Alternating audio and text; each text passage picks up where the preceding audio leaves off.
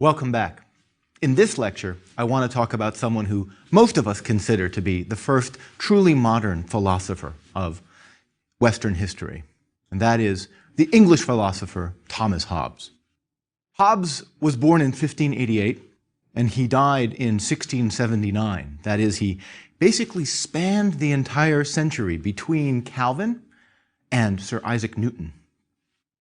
His birth was prompted, he said, by reports of the Spanish armadas sighting off the coast of England, an event that many English thought presaged their imminent invasion and subjugation by a foreign king, Philip II of Spain.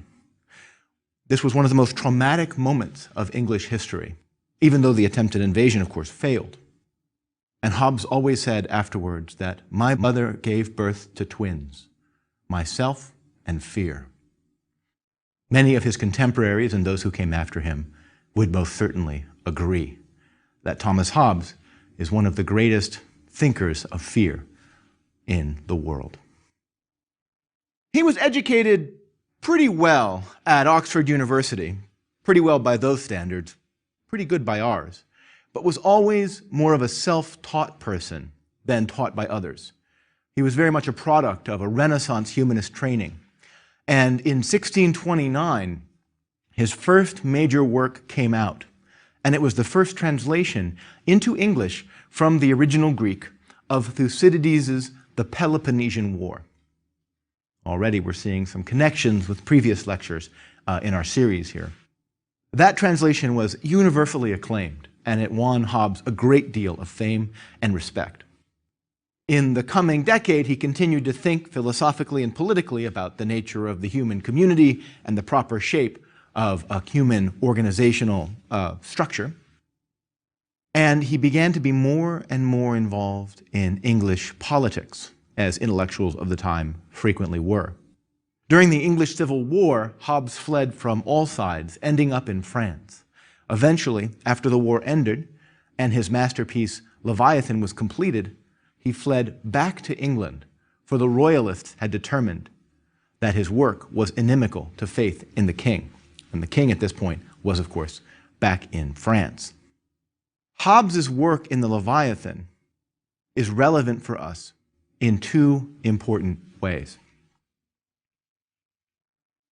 First of all, in his famous overall picture of the human in the state of nature, and the basic human motivation set, which Hobbes insists is quite savage. He seems to suggest, and he comes very close to saying, though he never quite says it, that evil is the human's natural state. Secondly, and this is why he never quite says it, he only almost says that humans are naturally evil.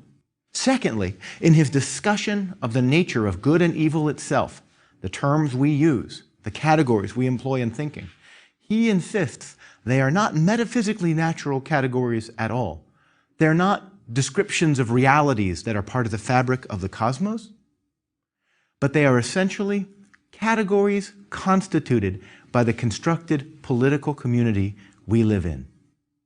This claim that the very foundations of the moral language we employ is in fact a construction, something that humans have to agree to and does not exist before that agreement, is very influential for all later writers on good and evil, whether they affirm it and build on it or react violently against it and argue against it. And as one might expect, this view and the larger worldview behind it has profound and interesting similarities with the thought of Thucydides and Machiavelli. Let's talk a little bit first about the basic picture of the human and of human nature in what Hobbes calls the state of nature. This is the condition that, of course, in his summative judgment, he says, in the state of nature, the life of man is nasty, brutish, and short. The state of nature is a complicated condition that Hobbes uses to imagine what people would be like outside of civilization. But effectively, imagine people who didn't have any prior attachments or affiliations to one another kind of living in the same area, living in caves or beneath trees or whatever, a few facts about humans would become prominent in how they interact with each other. First of all, humans are roughly equal in strength and intelligence, roughly equal. And what Hobbes means by equal is we all have equal hope of being able to get what we want, and we all have equal hope of being able to kill somebody else in a conflict over what we want, right? In fact, Hobbes would add a third thing to that in some ways. He would say, we all have equal fear of being killed by another person in a contest over what we want.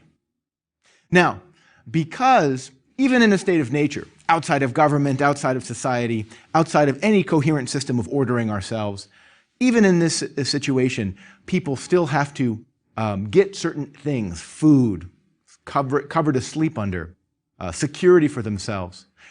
Inevitably, human desires overlap on various objects or various locations or various ends, and they rest on identical things.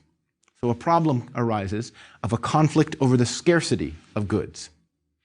Furthermore, this immediate conflict over the scarcity of goods is complexified by the fact that, as Hobbes points out, humans are not only interested in certain things being given to them or being acquired by them, they're also interested in certain things not happening to them.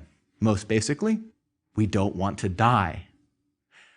Thus, humans don't only go around this state of nature, seeking out various things and looking for people who might be trying to seek them as well in order to elbow them out of the way. They also go around the state of nature terrified of one another because they know that each one can kill any other. Again, and in this way like Machiavelli, and in some ways like Thucydides, Hobbes thought that fear was in fact at least as deep, if not deeper, a motive for human behavior than any other, including love or desire. Therefore, in this state of nature, in this condition, Hobbes says, a strange, permanent state of semi-conflict arises, a state of what he calls the war of all against all. Now, in this war of all against all, no one can be trusted. No one can be relied upon because you effectively have no way of holding each other to account if you, in fact, violate each other's trust.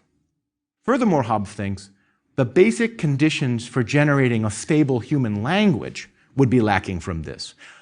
A language requires a community of some political order to be in place, Hobbes thinks. So not even really is there a real language in this condition. Nonetheless, despite all this, Hobbes thinks, in an important way, humans can imagine themselves into this state, even though it is not fully a human life, not one that we would recognize as a suitable life for people to live in. Nonetheless, it's one we could imagine to be our condition. And Hobbes says this teaches us something very important about how humans are taken on their own, taken outside of society, taken outside of civilization. Humans are originally animals. They're originally beasts. They seek ends, and if they see others, they will hurt and kill them if they can, so that they can get the things they want without interference from those others. And they will hurt and kill them for fear that those other people would hurt and kill them before they hurt and kill the other people, right? In other words, there's a spiraling paranoia built into the psychology of Hobbes. And in this paranoia, which will become very important later in his thinking and in people who descend from him intellectually, in this paranoia, there is always a good reason to, in fact, harm another person, even if you have no evidence whatsoever that they're about to harm you, because they could harm you at some point in the future. And so therefore, killing them now is removing a potential future enemy. Now, Hobbes is not saying this is a good state. He doesn't approve of this state. He wants to say this is simply a fact that he notes, a reality of our condition, that absent society, absent civilization, we are these kinds of beasts. For Hobbes, the savagery of humans in settings where they can get away with it is simply a fact from which you have to begin. And this is very important for him and makes him sound a little bit more like Machiavelli. But if you think about it, I think anyway, far more ruthlessly amoral than Machiavelli was. If you want to have a stable system of government or morals, you won't begin from a sense of humans' decency or kindness. You won't begin from a sense that humans have the moral law in them. You will begin from the premise, for it is only by assuming that humans are savage and showing how even the most savage human can come to see the wisdom for their own self-interest of joining in associations to build societies. It is only by accepting that premise, Hobbes thinks, that you will actually generate a rationale for a social order that everybody in society can affirm. Now, let's be very clear here. Hobbes is not saying that humans are naturally evil. That would mistake his point of view completely. Humans are not naturally evil, nor are they naturally good, nor are they, in some sense as they should be, we will see in a future lecture, for Friedrich Nietzsche, beyond good and evil. Hobbes is not saying we need to get beyond good and evil. Rather, Hobbes is saying that in a certain way, humans in the state of nature are beneath or before good and evil. And this is the other shocking part of Hobbes' argument. This is the second large factor in it, and the part that, over time, was equally astonishing to his contemporaries and those who came after. Outside of some preset social order, there is no way to talk about good and evil at all. There is no such language of good and evil for Hobbes. The savagery of humans, when left to their individual devices outside of the social order, suggests, he thinks, something very dark about the reality of morality as a metaphysical standard or a natural motivator in human beings' natural constitution. It means, Hobbes thinks, that morality has no reality in that sense. Centrally, and for our purposes, this is really crucial. The failure of human society to capture these kinds of phenomena, the inability of human society to fully describe the forms of behavior that humans take outside of that society, means that in this extra-social situation, in the state of nature, there are in fact no moral norms. The desires, he says, are in themselves no sin. Let me quote you this passage here, because this is a very important passage, very controversial passage. The desires are in themselves no sin.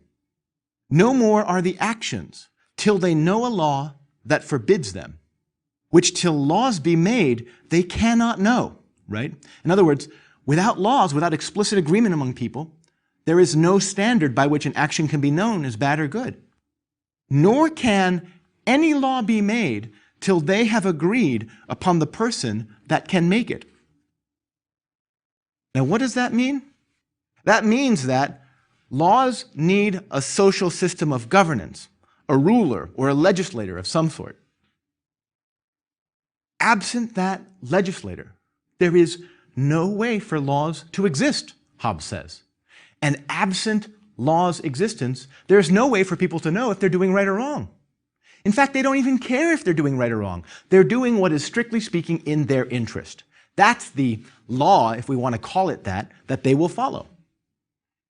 Now, given that moral norms arise from people's cooperation to affirm laws and rules, whether explicit rules about right and wrong in the form of political laws, traffic laws, etc., or tacit rules about what is good or bad behavior in the form of cultural standards, given this assumption, the state of humans in the state of nature means, for Hobbes, that in nature itself, there are no such standards. There are no such laws. Now, this is very important, so let's take a second to think about the state of nature a little bit more thoroughly here. And how do humans get out of the state of nature? To counteract or rise above this state of complete moral anarchy and complete, not immoralism, but amoralism, a condition of being without morality, humans collectively agree to work together And Hobbes is, in this, generally recognized as the first social contract theorist. Most of what we know of life derives from this collective decision, Hobbes thinks, to live in communities, including, he says, our moral sense, our apprehension of good and evil. For Hobbes, good and evil literally have no reference beyond what we agree are good things and evil things. And this is because, since our knowledge of good and evil depends on our having words with stable meanings with which to talk about them, when such words do not exist, we have no ideas of good or evil at all. This is huge. And it was immediately recognized, or almost immediately recognized, as being an astonishing claim on Hobbes' part. Most people, when the Leviathan was originally produced, were astonished by his depiction of the state of nature and the idea that humans are, in their being, fundamentally bestial. But a few thinkers very quickly, and more people as time went on, realized that in some ways, even more troubling than that is Hobbes' basic idea that the language of good and evil doesn't apply in nature itself. Hobbes turns out to be not just the first social contract theorist, that person who talks about how societies form on their view by contracting together, by consenting to a series of laws. He's also what philosophers today call the first full-fledged social constructivist, right? That is, he is the first person to say that morality has no basis in our natures, but is merely something we construct socially, entirely in some important way contingently, as a matter of explicit decisions, possibly even shallow preferences, it is sometimes implied. Now, there may be some parallels, ancient parallels, with parts of this view. The figure Thrasymachus in Plato's dialogue, The Republic, we saw, seems to suggest in some important way that morality is merely what the strong can get away with. And of course, Thucydides seems to suggest that the Athenians on the island of Milos say something similar. But Hobbes is really the first truly clear example of someone stating this overtly and following out its consequences to their ends. Interestingly, though, the idea seems to be something that Hobbes and his contemporaries had glimpsed in their own readings of Thucydides.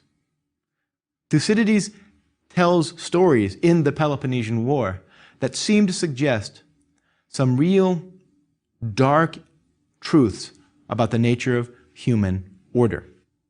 Let me read you a passage that Hobbes translated, a passage that was very widely recognized in the Renaissance as a moment of revelation, not just about Thucydides' world, but about the world that the people of the Renaissance, of the 16th and 17th centuries especially, were living in.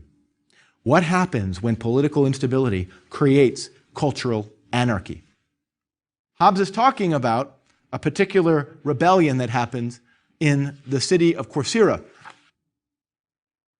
And during the revolution, he says, the received value of names imposed for signification of things, that is, the definitions that names had, the way that names referred to things, was changed into arbitrary. This is Thucydides in Hobbes' translation, remember. For inconsiderate boldness was counted true-hearted manliness, provident deliberation, a handsome fear, modesty, the cloak of cowardice, to be wise in everything, to be lazy in everything. A furious suddenness was reputed a point of valor. Thus Hobbes. Now Hobbes, in recognizing the idea that language can float, that language has an ability to be mobile across meanings of words, so that a word at one point can mean one thing and then at another context entirely another, and that sometimes these changes in language can be due to changing political circumstances, was not even the last person to make this point. Of course, in our century, thinkers studying the way that the Third Reich thought about language have talked about this, and also, most famously perhaps, the English essayist and writer George Orwell, in a number of writings, has talked about the possibility that language itself can be perverted by politics. Hobbes goes further than this, though, in some way, because what he says is that language can not only be perverted by politics, that absent politics, language loses its sense altogether. Hobbes and his contemporaries saw Thucydides' lesson as not only revealing something about their own time, but revealing something that, in fact, in their world was shocking about the nature of human moral order in general. Theirs was a world where patriotism at one moment meant support of the king, at the next moment it meant a desire to exile the king, and the moment after that, a desire to kill the king. On Tuesday, virtue meant scholastic, ethical submission to a religious community, but then on Wednesday it would mean republican independence from a tyrant. At one time, fidelity meant one thing, and then in the next moment it's opposite. The revolutions in politics that these people survived, Hobbes and his contemporaries, were nothing compared to the revolutions in language and meaning and culture that they had to endure on a daily basis.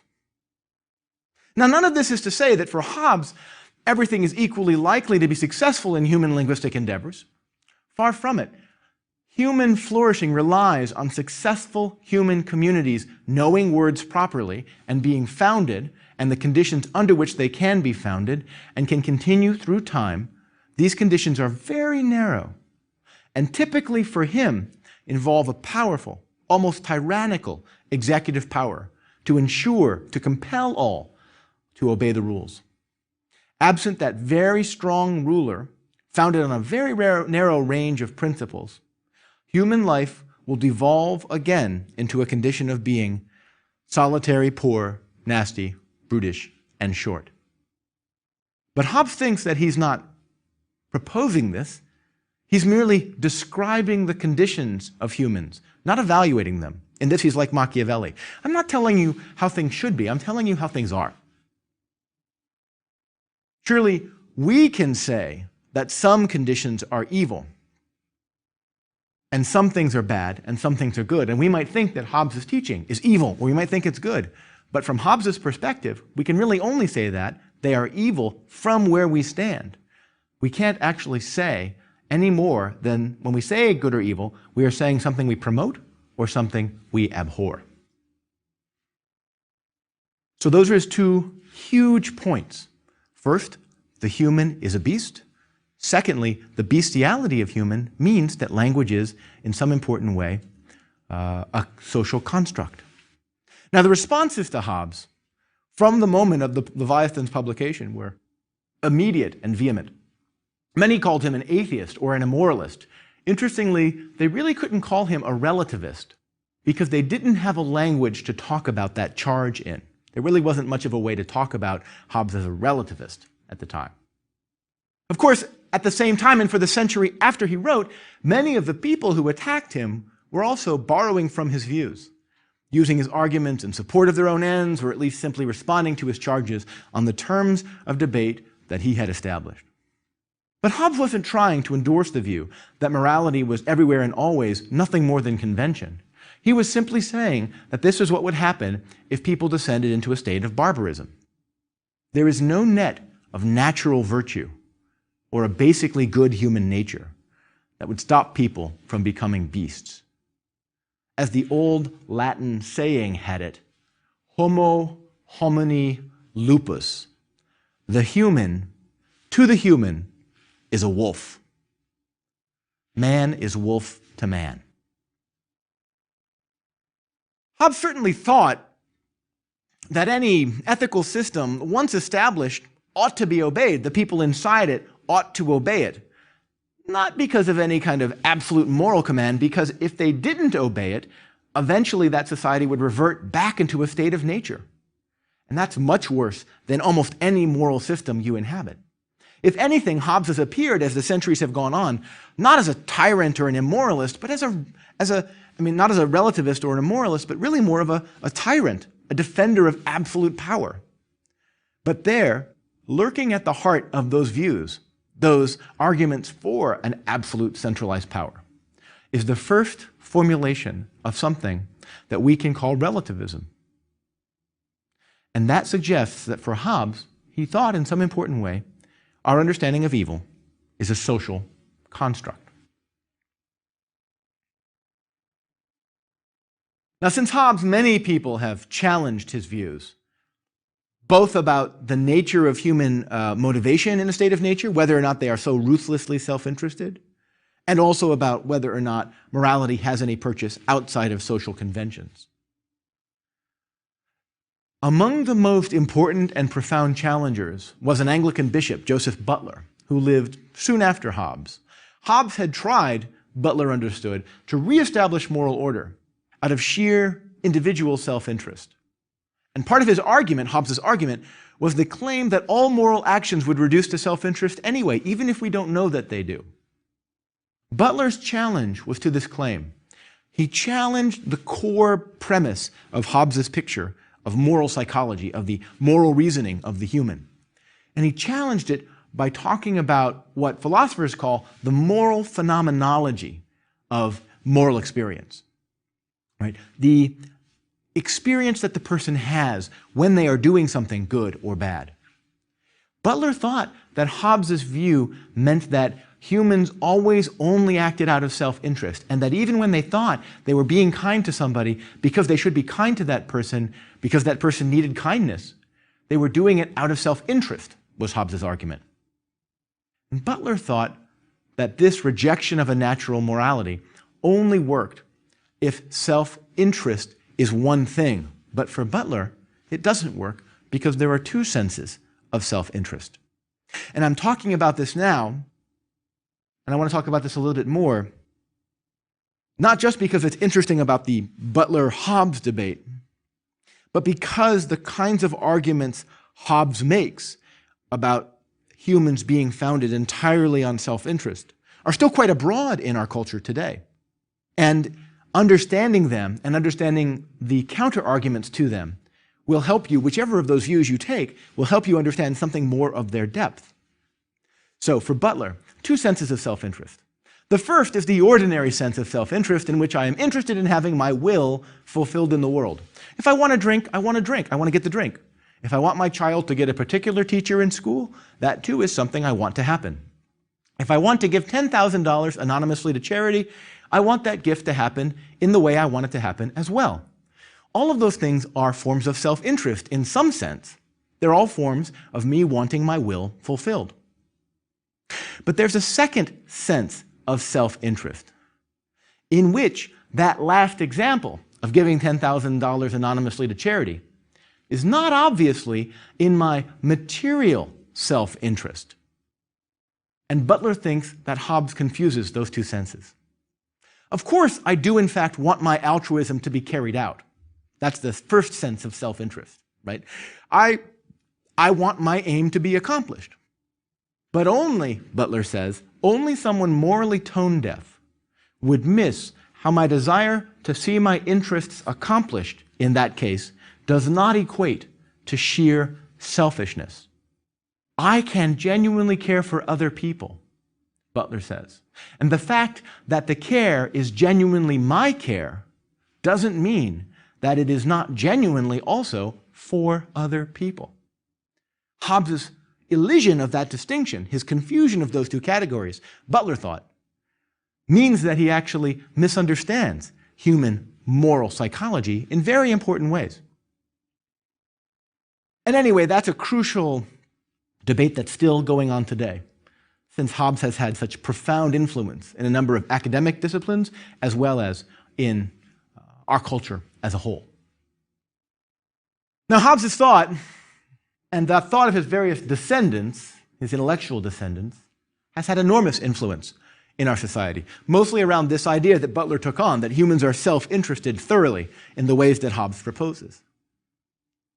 But there's been another dimension, or a specification of this dimension, in the 20th century that became very important, and I just want to mention for a second before we go on, and that is game theory. Hobbes' picture of the human as rooting everything they do in the structures of rational self-interest has been taken by a series of very, very sophisticated mathematical models and taken up and redefined as the practice of what's called game theoretical understandings of how people, and possibly international states should interact. In these pictures, game theorists will sometimes argue that you can imagine one nation attacking another nation before the second nation attacks the first, entirely out of fear that the second nation will attack it. That is, the first nation might be rational on a Hobbesian game theoretical reading, might be rational in striking another nation and destroying its military capacities, perhaps even its industrial base, in order to secure itself from the threat, the potential, possibly even merely hypothetical threat of that other nation. And in offering that picture, Hobbes' thought has had a profound influence on international politics and also on, interestingly, nuclear strategy. So while you might think that a scholar who lived in a pretty quiet corner of the world during a pretty turbulent time, that is, England and France in the era of the 17th century and the English Civil War, wouldn't necessarily have a lot of application to our world today. In fact, his thought is shaping our world every day. Now we'll next move on to other great Renaissance thinkers, and then into the Enlightenment skepticism about the naturalness of traditional moral categories as well. But in Hobbes, I hope you see that the profound challenges he puts to us, both about our received understandings of right and wrong, and about the typical ways we think about how to be or not be good and how to avoid doing evil, stay with us even today.